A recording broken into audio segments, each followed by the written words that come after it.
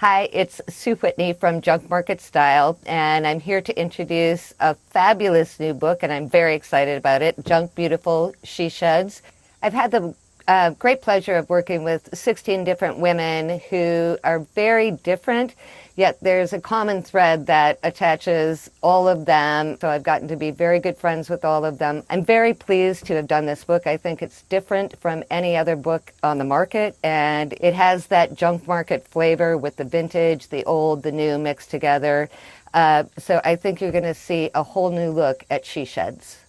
This is one of the smallest sheds that I'm shooting, but it's very approachable to anybody. It's darling, and it's amazing what you can do in a teeny tiny shed. And as we walk through here, one of the most unique things is the environment that Amy has created.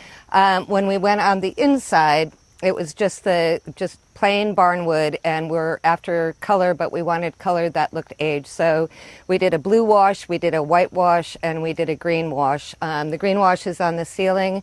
Then I also added some fabric, which is a nice touch for just a pop of color, but you want to keep in mind that this is not a waterproof shed. So you have to go after the right kind of textile, which is a waterproof.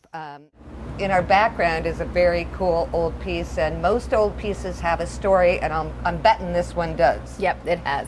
It has a really nice story. It is about 127 years old.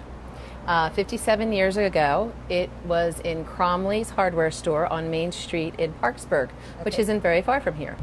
You know, we have to be practical in the way we live, so it's about a combination of antique, vintage, junk, repurpose, artisans, and you have to mix the new in. Yes. Because we really, you can't live with everything that's old, even though you want to. It's probably not, it's just not doable. That's another good thing about doing what we do. No matter how many times you've been out junking or how many years you've been doing it, there's always something new to discover, and then that's when you get that huge big smile on your face, like, wow, I didn't know that existed. But then you've got what I call the staples, which is the old glassware, the bowl jars, all of those kinds of things, which I think will always be in play.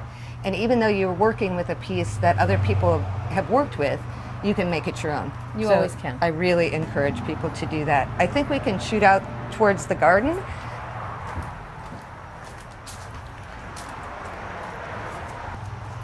So now this is your garden area. This is our potting shed. Potting shed. Yep. So this is a mix of old and new as well. Here's all the cool galvanized. I get crazy for galvanized. How about you? Yeah, well, we call this Galby Goodness over Galby here. Goodness. Yes. You have a name for everything. We do. I love it. I love it. And so this is the whole line with the rusty drawers are awesome. And the barn vents right here are something that I always look for. They never get old, but these are just beautiful all on their own. If you want to do a project with them, go for it. But there are some things that you just look at them and you don't have to touch them. You know, you might want to finish it, you might not want to finish it. But the funny thing about this is you've got this, and then you've got restaurant supply over here, right. Correct? Mm-hmm. We call it Treasure Alley. Treasure Alley. So basically, layman's terms, it's stuff in the rough. Yep. And this is more project material, but maybe more cleanup time than the stuff that you had in the other room, right? Yep. So you got to be willing to get dirty here, and get your gloves on, which I'm always happy to do, and get things cleaned up. So talk to me about where you find this stuff. So we kind of started with fabric swatch and went through the colorways, and Carolyn learned things like, yeah, that's great, but can you gray it down a little bit for me? And she's kind of like, okay. I'm not sure if she ever really did that, but she did appease me anyways.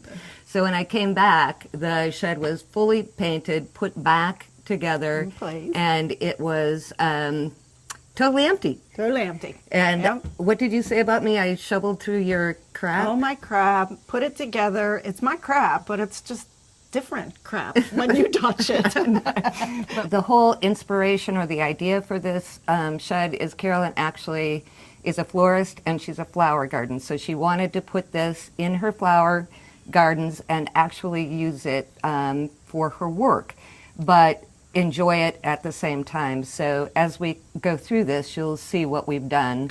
And Do you give it an A? A plus. A plus. A plus. I like those kind of scores. Yeah. Flower farming, it's colorful. So now we're on to the how-to section, and that's where we take really cool things that you might otherwise throw away or think that you can't use, and really think creatively about how to put them back into use again. Because if we can keep things out of the landfill, that's a really good choice and a good thing to do. So this, first of all, the color on it is fabulous, and this is from